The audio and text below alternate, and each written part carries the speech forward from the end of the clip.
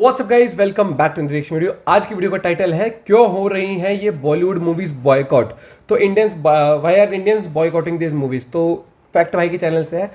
तो मेरे हिसाब से कुछ वो क्लिप्स भी होंगी, कुछ इंटरव्यूज मेरे हिसाब से, जैसे करीना कपूर ने भी एक दो बार कुछ चीजें कह दी थी। कई बार लोग दिल पे भी ले आते हैं वो चीजें। बाकी वीडियो में देखते हैं और क्या कुछ जानने को मिलता है। बाकी आपका क्या पॉइंट ऑफ व्यू है जरूर शेयर करना। चैनल तो प्लीज सब्सक्राइब और वीडियोस शेयर करना और ओरिजिनल वीडियो का लिंक डिस्क्रिप्शन में है। करें शुरू 1 2 3 एंड गो। हेलो भाई लोग, आपका ध्यान किधर है? फैक्ट भाई इधर है। वो रणवीर कपूर की शमशेरा, जिसे जनता जनार्दन ने ऐसा नाता तोड़ा कि 150 करोड़ बजट वाली मूवी ने रिलीज के पहले 3 दिनों में सिर्फ 31 करोड़ का बिजनेस किया। लेकिन जनता जनार्दन ने रणवीर की बैंड क्यों बजा डाली? और बैंड बजाने से याद आया, क्या आपको पता है लोग बॉलीवुड के परफेक्शनिस्ट आमिर खान के पीछे #बायकॉट लाल सिंह चड्ढा लेकर क्यों पड़े हैं? वेल, इसका जिम्मेदार खुद आमिर है। सोशल मीडिया पर उनके पुराने इंटरव्यूज और पोस्ट काफी वायरल हो रही है वो चीजें। Kiran and I have lived all our lives in India. For the first time, Kiran says, "Should we move out of India?" No? जहां वो इंडिया में सेंस ऑफ फेयर और अपनी पत्नी के साथ इंडिया छोड़कर जाने की बातें डिस्कस कर रहे थे। और उनकी मूवी पीके को तो लोगों ने एंटी हिंदू ही घोषित कर दिया। यही वजह है कि 11 अगस्त को रिलीज से पहले बिना फिल्म देखे ही लोगों ने मूवी के बाइकॉट का मुद्दा उठाया। और सिर्फ लाल सिंह चड्ढा नहीं, 11 अगस्त को रिलीज हो रही रक्षाबंधन के हाल भी कुछ ऐसे ही बेहाल हैं। पर इस फिल्म के बाइकॉट के पीछे अक्षय कुमार का नहीं, फिल्म की स्क्रीन राइटर कनिका ढिल्लन का हाथ है। अब इन्होंने ऐसा क्या कर दिया कि लोग मूवी को बाइकआउट करने के लिए तैयार हैं? ये देखने के लिए चलिए शुरू करते हैं आज का वीडियो। मैं सर लाल सिंह चड्ढा बता क्यों दिखा रहा है? बैठ। नंबर 1, बॉक्स ऑफिस पे डब्बा गोल।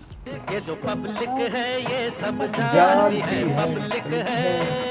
तभी तो वही हीरो, वही हीरोइन और वही घिसी पिटी बॉलीवुड की कहानी रणवीर की जुबानी सुनने पब्लिक थिएटर नहीं गई। और बेचारे रणवीर कपूर उनकी शमशेरा, जिसे बनाने के लिए 150 करोड़ लगा था, उसने 22 जुलाई 2022 को थिएटर में रिलीज होने के बाद अगले 3 दिन में सिर्फ और सिर्फ 31 करोड़ का बिजनेस किया। पर इस मूवी की प्रॉब्लम सिर्फ यही नहीं थी। इस मूवी में रणवीर कपूर, संजय दत्त जैसे बड़े बड़े सितारे थे। ना, इस मूवी की दूसरे सबसे बड़ी प्रॉब्लम ये थी कि इस मूवी में हिंदू फोबिया दिखाया गया था। हिंदू फोबिया, जिसे आसान शब्दों में आप हिंदू धर्म के खिलाफ नफरत या डर कह सकते हो। शमशेरा मूवी के प्लॉट के हिसाब से अंग्रेजों को हमसे दिक्कत नहीं थी, बल्कि ऊंची जात वाले हिंदू ही नीची जाति के लोगों के दुश्मन थे। मतलब पानी में रहकर मगरमच्छ से बैर।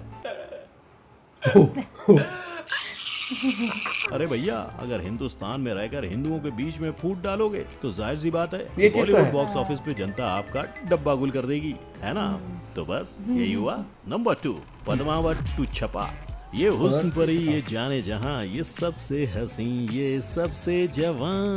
लेकिन जब काम गलत होंगे तो जनता माफ नहीं करेगी। और इसका जीता जागता सबूत है बॉलीवुड की one of the biggest controversial movie Padmaavat, जिसे रिलीज ना होने देने के लिए लोगों ने दीपिका पादुकोण को मारने के लिए बाउंटी यानी इनाम तक रख दिया था।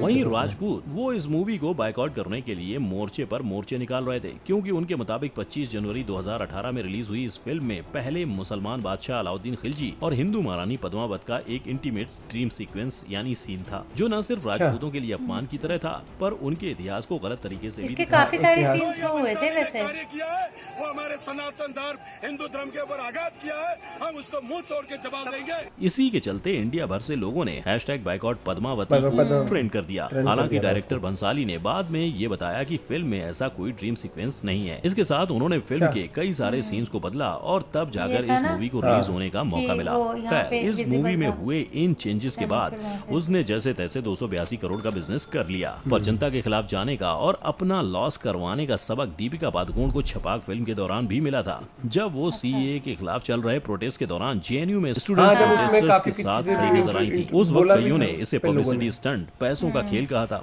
पर वहीं बीजेपी लीडर तजिंदर पाल सिंह बग्गा ने ट्विटर पर इनकी फिल्म छपाक को मास बाइकआउट करने की बात कही थी। और जनता का भी इनके विषय में शायद यही सोचना था। तभी तो एसिड अटैक जैसे एक अच्छे और सीरियस मैटर पर मूवी बनने के बावजूद मूवी ने सिर्फ 32 करोड़ 55 लाख ही कमाए थे। किंग खान, बॉलीवुड की बात हो और शाहरुख खान यानी SRK का नाम ना आए, ये होना मुश्किल ही नहीं, नामुमकिन है। पर ये तो सब जानते हैं, राइट? इसीलिए फैक्ट भाई आज की पब्लिक को बताएगा कि हाँ, बॉलीवुड के किंग खान ने भी एक दफा ऐसी भलती वाली गलती कर दी थी, जिसने इनकी नंबर 1 वाली picture my name is Khan को बाइकआउट होने पर मजबूर ही कर दिया था। और ये गलती थी अपने दिल के दर्द को बयान करने की।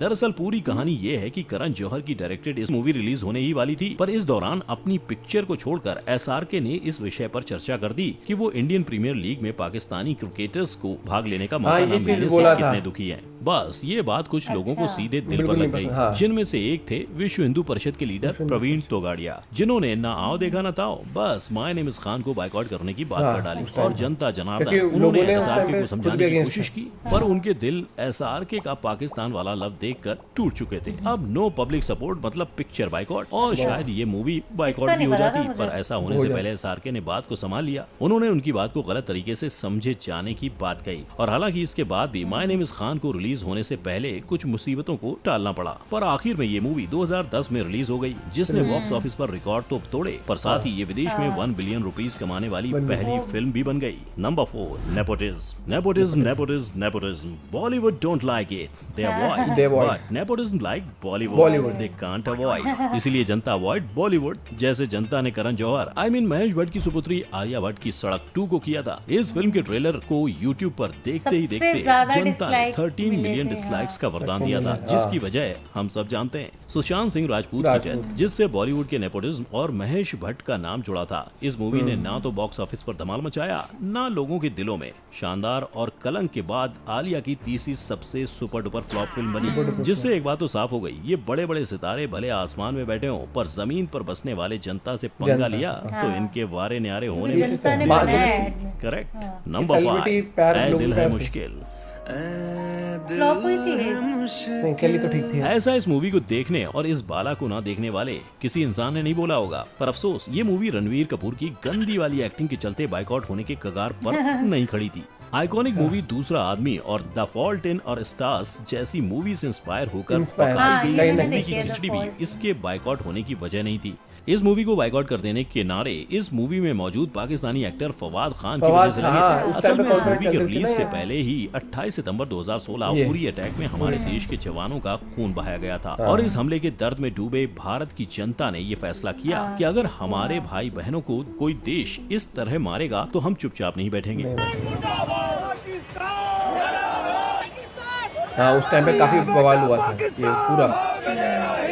फिर होना क्या था, सोशल मीडिया से लेकर टीवी चैनल्स पर इस मूवी के बायकॉट करने की खबर फैल गई। लोगों ने इस मूवी से फवाद खान को निकालने की बात की और इसके खिलाफ मोर्चे निकाले, और भले ही ये मूवी उरी अटैक के ठीक 1 महीने बाद रिलीज की गई, और वो भी बिना किसी बदलाव के, पर बॉलीवुड की इस हरकत ने लोगों को जरूर बदल दिया। शायद इसीलिए भारत की जनता ने इस मूवी को सपोर्ट नहीं दिया, जिससे मूवी रिलीज होते ही एक्टर से लेकर प्रोड्यूसर्स की तिजोरी पर ताला लग गया। नंबर 6, बंधन इन बवंडर। वो जो लोग कहते हैं ना, what goes around comes around, सही कहते हैं, और इस बात को सच साबित किया है अक्षय कुमार की मूवी रक्षाबंधन की स्क्रीन राइटर कनिका ढिल्लन ने, जी, जिनकी वजह से आज इंस्टाग्राम टू ट्विटर लोग #बायकॉट रक्षाबंधन को ट्रेंड कर रहे हैं। पर आखिर कनिका ढिल्लन ने ऐसा क्या गजब कर दिया था? सो इस कंट्रोवर्सी की पूरी कहानी कुछ ऐसी है कि रक्षाबंधन की स्क्रीन राइटर होने से पहले कनिका शायद अपने ट्विटर को अपनी राइटिंग का जौहर दिखाने के लिए इस्तेमाल करती थी, जहां उन्होंने गौमूत्र, हिजाब बैन और ऐसे ही कई मुद्दों पर ट्वीट्स किए थे, जो न सिर्फ हिंदू फोबिक थे,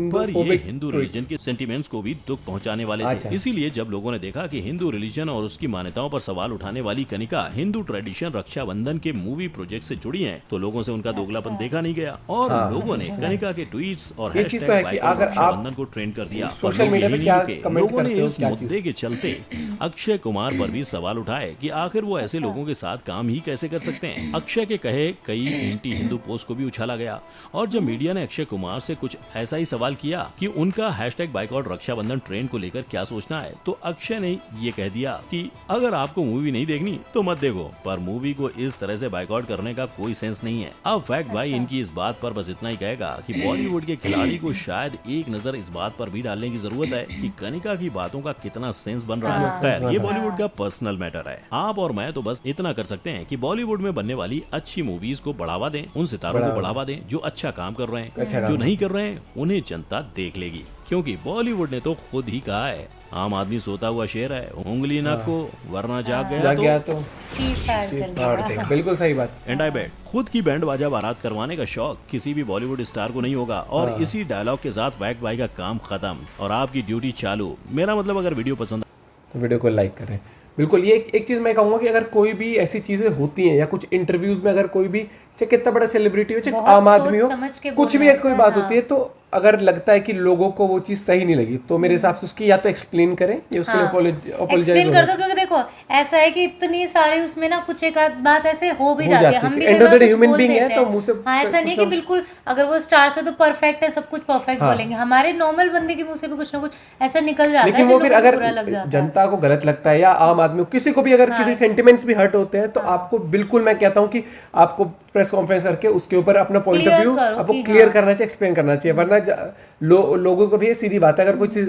लग गई तो वो नहीं सुनते। और एक चीज सबसे बड़ा मुद्दा ये है कि स्क्रिप्ट आजकल मूवी की Script कहानी में, हाँ। थोड़ी सी जब तक बहुत ही अलग तरीके से इंटरेस्टिंग नहीं होगी ना तब तक बहुत डिफिकल्ट है आज के टाइम पे 300-400 रुपए निकाल के मूवी देखना। मतलब हीरो हीरोइन वही सेम रोमांस हर 2-2 मिनट में, मतलब रोमांटिक गाने हो गए और सेम वही मतलब मार धाड़ फाइट, मतलब कुछ वैसे नहीं मिल अब रहा। क्या है कि proper पोस्ट storyline पैंडेमिक मजा नहीं आ लॉकडाउन रहा। के बाद से लोगों ने स्पेंडिंग थोड़ी सी ना सोच समझ देखो के करी नहीं, है। पता है क्या हुआ, लॉकडाउन में लोगों ने इतने सारे सब्सक्रिप्शन, नेटफ्लिक्स हो गया, प्राइम हो गया, हॉटस्टार, मतलब इतने ऑप्शंस हो गए, तो अब लोगों को मतलब घर से थिएटर तक ले जाने के लिए के लिए आपको बहुत स्ट्रॉन्ग स्क्रिप्ट ये वाली बात है। और मेरे को लगता है कि थोड़ा सा अब हटके एक थोड़ा सा एक स्क्रिप्ट एक्सपेरिमेंट तो करना पड़ेगा, ये चीज तो है, क्योंकि वही उस तरीके रीमेक से भी ना एक टाइम था, क्योंकि उस टाइम क्या था OTTs नहीं थे। OTTs नहीं थे। अब जिस मूवी का remake हो रहा है, already देख चुके लोग। मतलब डबिंग इतनी नहीं होती थी। अब क्या है कि हर मूवी जो Already मोस्टली हिंदी पैन में- इंडिया उस पे मतलब पैन पे रिलीज हो रही है,